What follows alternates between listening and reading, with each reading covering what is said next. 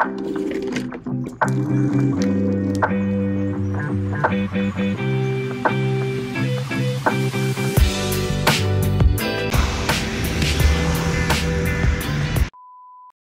everyone, welcome back to my channel.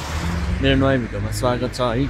आज चाहिँ म बिहान उठेर म हस्पिटल आइपुगेँ अनि मेरो चाहिँ यो नाकको अपरेसन छ नि त। अनि नाकको अपरेसनको लागि चाहिँ आज चाहिँ त्यो अपरेसन भन्दा पहिलेको त्यो एक्सरेहरू अनि के टेस्टहरू अपरेसन गर्न योग्य छ कि छैन भनेर चेकको लागि म आइसकेँ हैन। म चाहिँ आज गाडी पाइनँ कि अनि गाडी ढिलो भएर चाहिँ म यो उबरको यो मनोपातिनो भन्ने युज गरेर आएँ अनि म हस्पिटल आइसकेँ। टाइम मेरो अब थोरै मात्रै बाँकी छ कि 3 मिनेट मात्रै। मेरो 8:30 बजेको अपोइन्टमेन्ट हो कि किन टाइममा आउनुपर्छ नि त। अनि त्यही भएर म हस्पिटल आइसकेँ। अब म यहाँबाट चाहिँ यस्तो भित्र जान्छु हैन। म पहिलोचोटि आएको हो यहाँ चाहिँ। म चाहिँ अर्को हस्पिटल गएको थिएँ अनि मेरो अपरेसनको डेट चाहिँ यहाँ भएको कारणले हैन। अनि म चाहिँ यहाँ आइसकेँ बिहान उठेर। किनभने अलिक ढिलो उठेछु कि म, त्यही भएर आउनलाई ढिलो भयो। त्यही पनि म अब भित्र जान्छु हैन। मान्छे चाहिँ त्यति धेरै छैन। यो चाहिँ प्राइभेट हस्पिटल हो कि है। अनि म भरे भेट्छु है त गाइज। भित्र गएर म डक्टरसँग कन्सल्ट लिन्छु अनि त्यसपछि भनेको त म चाहिँ हैन यो टिकट लिएर बसिरहेको छु। अनि यहाँनिर वेट गर्ने ठाउँ रहेछ कि है। अनि यो चाहिँ वेटिङ रुममा बसिरहेको छु। अनि मेरो चाहिँ अब कति बेला पाला आउँछ हैन। पाला आएपछि जाने हो। Waiting here. अनि त्यो टिकट लिएर म बसिरहेको छु है। किनभने म एक्लै छु नि त बाहिर बिजनेसको ठाउँमा। डर पनि लागिरहेको। अब हेरौँ के कस्तो हुन्छ हैन। आज बुझ्नु पर्ने राम्रोसँग त्यस्तो मजाले भाषा पनि आउँदैन हैन। पानी परिरहेको छ बाहिर चाहिँ।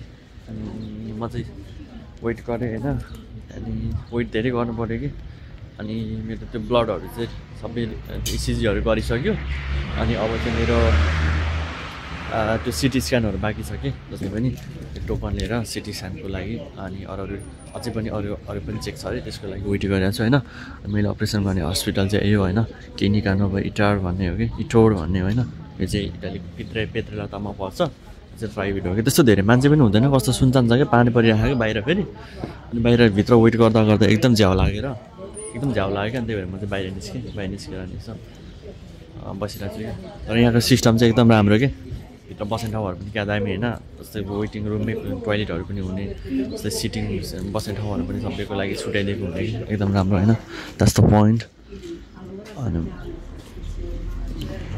भित्र जान्छु अनि फेरि वेट गर्नुपर्ने हुन्छ कि। अनि बिलिङहरूको बारे पनि कुरा गर्नुपर्ने छ। अनि वेट गर्ने चाहिँ मैले वेट गर्ने टाइम। यो चाहिँ मेरो वेटिङ रुम चाहिँ हो होइन। म चाहिँ भित्र बसिरहेको छु।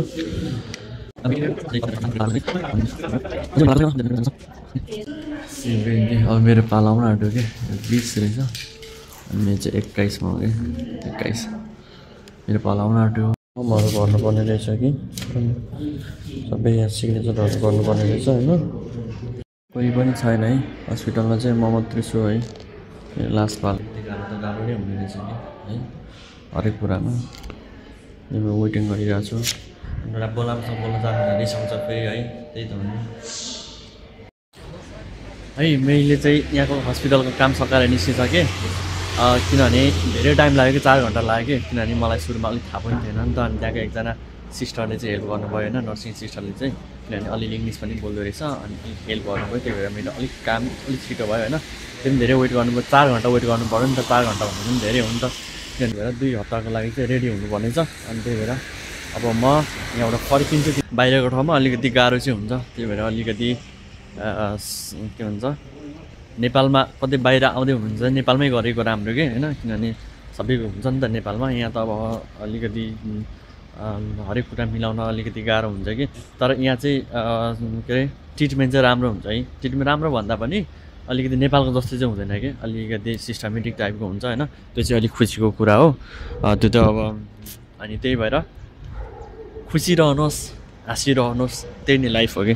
कस्तो हुन्छ भने नि तपाईँ केही गर्नु पऱ्यो भने केहीको लागि गर्नु पऱ्यो भने चाहिँ अपोइन्टमेन्ट त लिनुपर्छ क्या है। अपोइन्टमेन्ट त भनेको चाहिँ अपोइन्टमेन्ट लिनुपर्छ। अनि अपोइन्टमेन्ट लिएपछि यिनीहरूले सबै रेडी गरिदिया हुन्छ कि।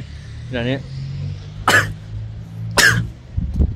टाइममा चाहिँ आउनु पऱ्यो। ठ्याक्कै यिनीहरूले भनेको टाइम हुन्छ, यिनीहरूले ठ्याक्क घन्टा छुट्याइदिएको हुन्छ, यो दिनको यति बजी आउनु भनेर भन्छ होइन। त्यो बेलामा चाहिँ जानुपर्छ कि, अनि तिनीहरूले सबै रेडी गर्दै हुन्छ कि, अनि टक्क आफ्नो पालोमा सबै कुरा गरिदिन्छ कि।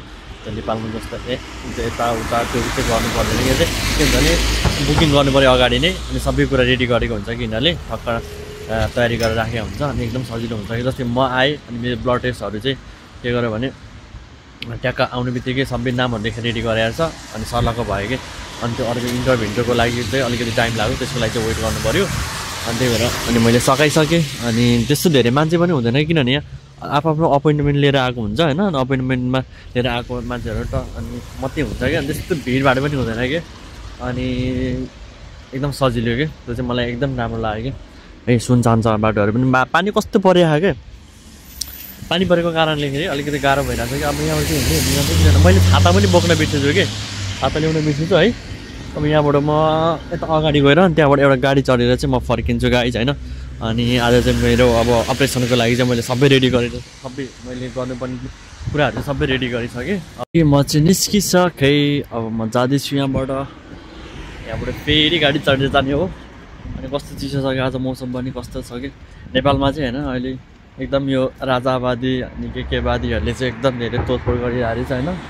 अनि नेपालको अवस्था चाहिँ एकदम माया लागेर आयो कि, जस्तो हुन त अब हरेक कुराले प्रभाव पार्छ होइन। अब हुन त देशलाई त्यस्तै बनाएको छ, त्यही पनि अब त्यो परिवर्तनको नाममा के को नाममा त्यस्तो तोडफोड गर्नु, मान्छे जलाउनु, त्यो चाहिँ गलत हो जस्तो लाग्छ कि मलाई। अनि त्यो चाहिँ एकदम धेरै नराम्रो हो कि। अनि त्यही त हो, अब नेताहरूले उ गर्ने दुःख पाउने भनेको हाम्रो जस्तो त्यही सर्वसाधारण मान्छेहरूले हो होइन। दुर्गा पसाईको नेतृत्वले त्यस्तो गरे होइन, त्यो चाहिँ एकदम हो। अब शान्तिपूर्ण गरेको भए हुन्छ, तर अवस्था त्यस्तै भएपछि अब त्यही त हो नि, मान्छेहरूले उग्र रूप लिए होइन। अहिलेको अवस्था चाहिँ एकदम गाह्रो छ, मलाई चाहिँ एकदम नरमाइलो लाग्यो त्यो न्युज हेरेर, त्यो सुन्दाखेरि चाहिँ।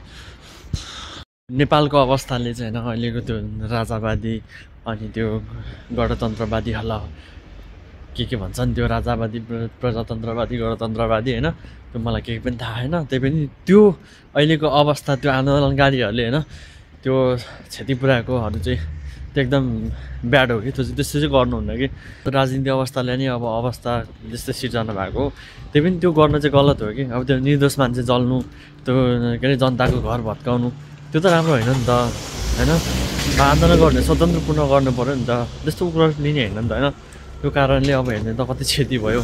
अब त्यो कारणले त्यो कसरी डिस्क्राइब गर्नु कि, त्यो चाहिँ अब नराम्रो हो कि। आज नि के अरे 7.7 म्याग्निट्युडको भूकम्प गएको रहेछ होइन थाइल्यान्ड, कता म्यानमारमा केन्द्रबिन्दु बनाएर। अनि थाइल्यान्डको त्यो अग्लो अग्लो घरहरू होइन, अग्लो अग्लो होटलहरूमा कस्तो धेरै क्षति पुगेको छ कि। त्यस्तो धेरै अग्लो अग्लोमा चाहिँ होइन त्यो केही पनि होइन कि। जस्तै अब प्राकृतिक प्रकोप आउँदाखेरि चाहिँ होइन अब कस्तो डर लाग्ने कि, त्यो भिडियो हेरेर मलाई कस्तो डर लाग्यो कि, त्यहाँ मान्छे कति मऱ्यो होला, त्यो विवरण त आउन बाँकी छ होइन। त्यही पनि त्यो चाहिँ कस्तो भने एकदम ब्याड न्युज हो कि। अब अनि त्यत्रो अब कति भने 80 तला 90 तला 50 तला कतिको बना हुन्छ होइन। त्यो त अग्लो अग्लो पनि भने त्यो त थाहा भएन, तैपनि अब धेरै धेरै अग्लो अग्लो बिल्डिङहरू छ नि त त्यो एरियामा। अनि त्यो भूकम्प आउँदा एउटा लड्यो भने मान्छे त धेरै मर्ने भइहाल्यो होइन। अनि त्यही भएर एकदम त्यो चाहिँ डरलाग्दो कुरा हो। र धेरै अग्लो बनाएर होइन त्यो चाहिँ मान्छेको लागि चाहिँ एकदम ऊ हो क्या, डेन्जर जस्तो लाग्यो मलाई चाहिँ होइन। डेन्जर हो त्यो चाहिँ होइन। यतातिर घरहरू त्यस्तो ठुलो पनि हुँदैन, सानो सानो हुन्छ होइन, ठिक्कको होइन। अनि त्यो भूकम्प आउँदा पनि त्यस्तो धेरै डर चाहिँ हुँदैन कि। अरू पुरानो भएकोले अलिकति ऊ चाहिँ हुन्छ, भत्किन्छ भन्ने चाहिँ हुन्छ।